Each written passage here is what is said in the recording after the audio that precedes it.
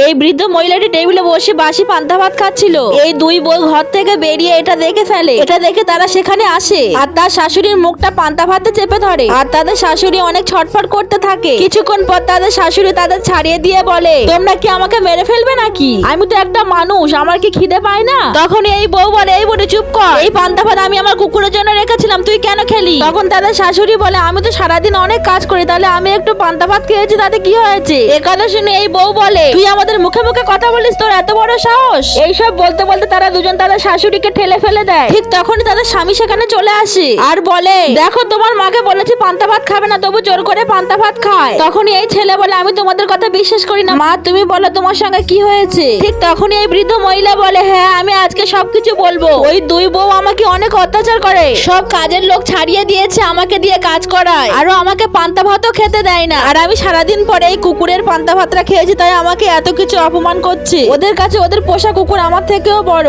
মায়ের মুখে একথা শুনে তারা দুজন তাদের বউদেরকে থাপ্পড় মারে আর বলে, আমাদের এত কষ্ট করে আমার মা মানুষ করেছে, তুই আমার মার সাথে এত খারাপ ব্যবহার করিস? তোদের মতো মেয়েদের সঙ্গে আমরা সংসার করতে চাই না, তোরা এক্ষুনি এই বাড়ি থেকে বেরিয়ে যা বলে তাদেরকে এই বাড়ি থেকে ঘাড় ধাক্কা মেরে বের করে দেয়।